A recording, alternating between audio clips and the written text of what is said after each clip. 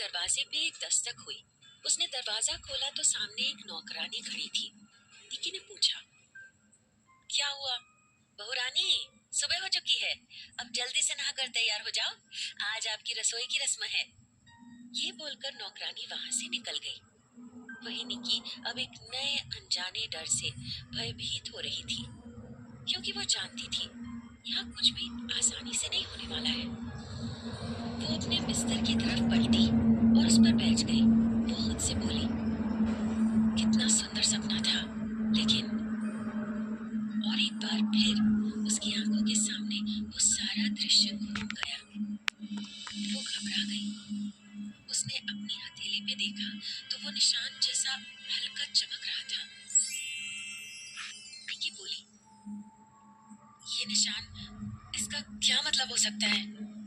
खैर, चलो जल्दी से तैयार होते हैं। एक और जहां निकी उस निशान के बारे में सोच रही थी, वहीं दूसरी ओर सुमित्रा को सिर्फ यही चिंता खाए जा रही थी कि मालिक को भोग कैसे लगाया जाए। इसी परेशानी का हल ढूंढने वो पीयूष के परदादा और परदादी के पास जा पहुंची थी। उसने उन्हें सब कुछ बता दिया। उसकी बात सुनकर पीयूष के परदादा बोले, इतने सालों में ऐसी परिस्थिति हमारे सामने कभी नहीं आई। अपने जीते जी हमने कभी ऐसी नौबत आने ही नहीं दी। ये सुनकर सुमित्रा बोली, जानती हूँ बड़े ससुर जी, लेकिन आगे क्या होगा? अगर रचना नहीं मिली तो जल्द ही मालिक का कहर पूरे गांव पे बरस पड़ेगा। कह तो तुम ठीक रही हो सुमित्रा, लेकिन फिलहाल जब तक रचना मिल नहीं जाती, ध्यान रहे कि निकी से रस्मों में कोई चूक ना हो। अगर रस्म पूरी होती रही तो मालिक शांत रहेंगे, लेकिन यदि गड़बड़ हुई तो क्या होगा उसका अंदाजा लगाना भी मुश्किल है। सुमित्रा सहमति में अपना सर हिलाते हुए बोली, जी बड़े ससुर जी। इधर निकी ने जैसे ही रसोई घर में कदम रखा, वहाँ की हालत देख उसका कलेजा मुंह को आ गया। पूरा रसोई घर धुएं से भरा पड़ा था। अंदर कुछ भी देखना मुश्किल हो रहा था। वो जोर जोर से खांसने लगी थी। उसकी आंखों में जलन होने लगी। वहाँ उसका दम घुटने लगा। वो तुरंत ही वहाँ से बाहर की तरफ भागी। बाहर ताजी हवा में सांस लेते ही उसकी जान में जान आई। वो गुस्से में बड़बड़ाई, किचन के अंदर इतना धुआं क्यों है? अंदर ये लोग क्या कर रहे हैं? उसी समय एक नौकरानी धुएं के बीच से बाहर निकली और बोली, क्या हुआ छोटी बहू रानी, आप ठीक तो हैं? निकी चिल्लाई, इतने धुएं से भला कोई ठीक कैसे हो सकता है? छोटी बहू रानी, जब रसोई घर है तो धुआं तो होगा ही। आपको भी तो यही खाना पकाना है। उसने ऐसे कहा जैसे उसके लिए ये सब नॉर्मल बात हो। निकी बोली, इतने धुएं के बीच कोई कैसे खाना बनाएगा? पागल तो नहीं हो गए हो तुम लोग? नौकरानी बोली, बहू रानी, अब चूल्हे में लकड़ियां जलाएंगे तो धुआं तो उठेगा ही ना। निकी चौंकती हुई बोली, चूल्हा? पर क्यों? यहाँ गैस सिलेंडर नहीं है क्या? नौकरानी सिर हिलाती हुई बोली, नहीं बहू रानी, यहाँ सिलेंडर तो है, लेकिन आपको अपनी पहली रसोई चूल्हे पर ही बनानी होगी। सदियों से इस राज परिवार की यही प्रथा चली आई है। बहू की पहली रसोई चूल्हे पर ही बनती है। निकी को जिस बात का डर था वही हो रहा था। वो जानती थी कि यहाँ कुछ भी आसान नहीं होने वाला था। वो भड़कती हुई बोली, ये मुझसे नहीं हो पाएगा। मैंने आज तक कभी चूल्हे पर खाना नहीं बनाया, तो फिर आज यहाँ कैसे बना पाऊंगी? पीछे से सुमित्रा की कड़कती आवाज उसके कानों में पड़ी, तुम्हें बनाना ही पड़ेगा बहू। उनकी आवाज सुनते ही निकी तुरंत पीछे मुड़ी और मन ही मन बड़बड़ाई, इनकी कमी थी, वो भी अब पूरी हो गई। वो अब सुमित्रा के सामने किसी भी बात से मना नहीं करना चाहती थी, ताकि उन्हें ऐसा न लगे कि वो भरोसे लायक नहीं है। वो उनका भरोसा जीतकर ही जल्द से जल्द मौका पाकर यहाँ से भाग जाना चाहती थी। निकी तुरंत बोली, नहीं माँ जी, मैं तो खाना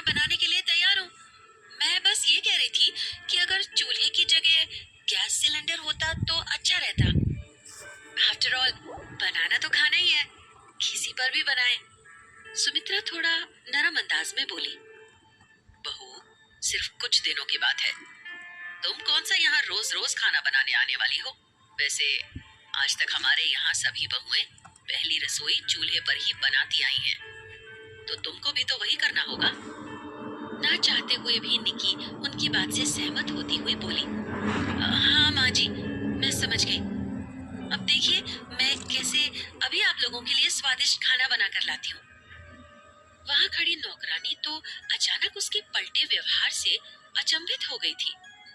वही निकी की बात सुनकर सुमित्रा खुश होती हुई बोली, हाँ बहू रानी, हमें भी तुम्हारे हाथ के बने खाने का इंतजार रहेगा। और ये बोल सुमित्रा वहां से चली गई।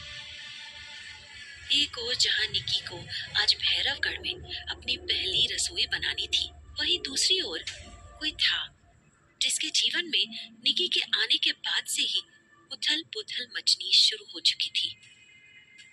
भैरवगढ़ से कुछ दूर एक अनजान सी जगह पर एक ऊंची पहाड़ी थी। वो पहाड़ी घने जंगलों से घिरी हुई थी, जहां आम इंसानों का पहुंचना आसान नहीं था। उस पहाड़ी की सबसे ऊंची चोटी पर एक तरफ एक बड़ी सी खोह थी, जो शायद किसी गुफा का द्वार था। तभी एक ओर से आती हुई एक मानवनुमा आकृति ने उस खोह में प्रवेश किया। उसका पूरा शरीर काले कपड़ों से ढका हुआ था। उस आकृति की बस लाल रंग की आंखें नजर आ रही थी। उसने जैसे ही उस खोह में प्रवेश किया, खोह का द्वार अपने आप बंद हो गया और गुफा के अंदर अचानक से कई सारी मशाल जल उठे। वो गुफा अंदर से काफी बड़ी और विशाल थी। तभी उस आकृति ने अपने चेहरे से नकाब हटाया और वो कोई और नहीं बल्कि चंडालिका थी। उसका चेहरा आधा जला हुआ था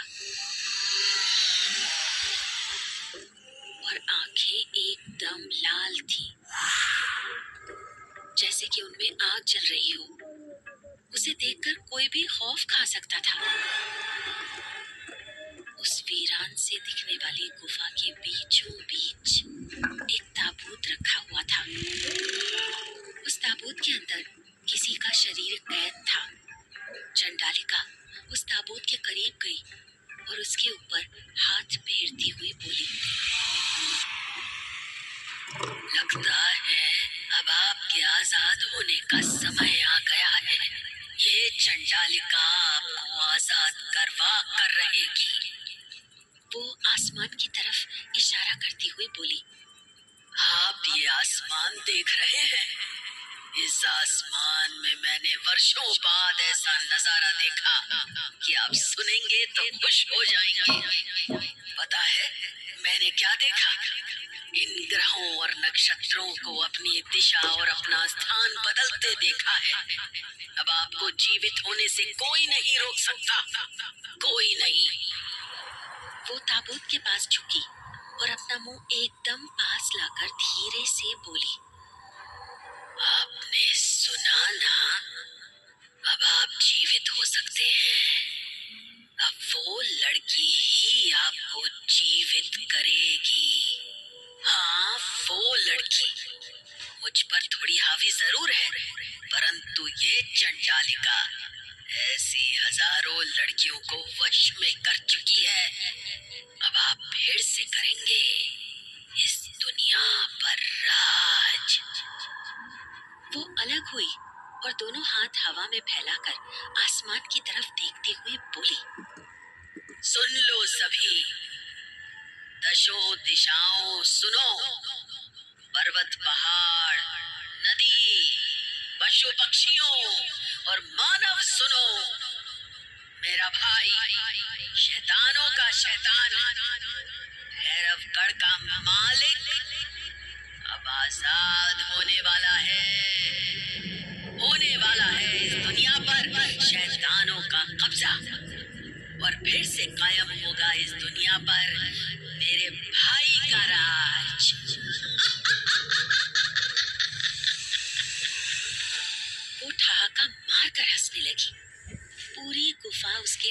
आगे से थर्रा उठी थी। एक ओर जहां चंडालिका का रहस्य गहराता जा रहा था, वहीं भैरवगढ़ की हवेली में भी कई रहस्य थे जो निकी को परेशान कर रहे थे। इतनी विशाल काय रसोई में उसे बड़े बड़े बर्तनों पे खाना पकाना था। नौकरानी को हिदायत देकर सुमित्रा वहां से चली गई। निकी उसके साथ रसोई के अंदर गई।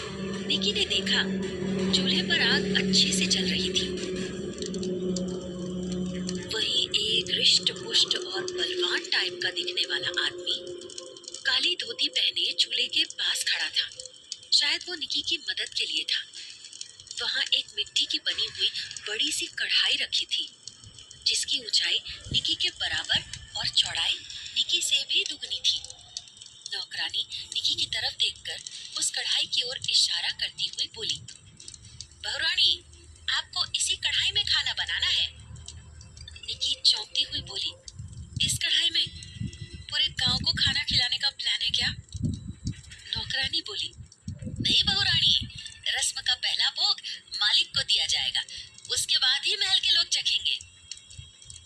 निकी बड़बड़ाती हुई बोली, मालिक मालिक मालिक, ये मालिक ना मेरी जान लेकर रहेगा। पता नहीं कितने दिन का भूखा है वो गुस्से में बोली, क्या ये सब?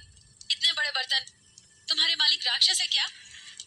नौकरानी तुरंत ही दबी आवाज में बोली, श्श्श, क्या कर रही हैं आप बहुरानी? हम लोगों की जान लेगी क्या? मालिक का नाम ऊंची आवाज में नहीं लेते। वो बलवान आदमी भी निकी को घूर कर देखने लगा। निकी उससे नजरें बचाती हुई धीमी आवाज में बोली, सॉरी। तभी नौकरानी फिर बोली, बहुरानी, एक बात और याद रखिएगा, खीर बनाते समय आप अपने सिर पर लंबा घूंघट डालकर रखेंगी। निकी चिढ़ते हुए बोली, अब ये कैसी शर्त है? बोलो तो कंबल ओढ़ लेती हूँ। अरे देख रही हो यहाँ कितनी गर्मी है, गजब के नियम है तुम लोगों के। नौकरानी बोली, बहुरानी, हम क्या करें, यही नियम है और ये आपको निभाने ही होंगे। निकी क्या कर सकती थी? उसने उस पहलवान की मदद से वहां खीर बनानी शुरू की। निकी खड़ी खड़ी कलछे से दूध को चलाने लगी और नौकरानी और वो आदमी वहां से चला गया। समय बीतता गया। निकी कलछी चलाते हुए बेदम हो चुकी थी। जैसे जैसे खीर गाढ़ी होती जा रही थी, निकी के लिए कलछी चलाना मुश्किल होता जा रहा था। वो इतना थक गई कि अचानक गश खाकर जमीन पर गिर पड़ी। अचानक जलने की सुगंध आते ही नौकरानी भागी भागी वहां आई। उसने देखा निकी बेहोश होकर जमीन पर पड़ी है और चूल्हे पर अब भी खीर चढ़ी हुई है। उसने सबसे पहले चूल्हे में पानी डालकर आग बुझाई, फिर निकी के चेहरे पर पानी डाला। निकी अचानक उठ बैठी और हैरानी से नौकरानी को देखती हुई बोली, हाँ, क्या हुआ?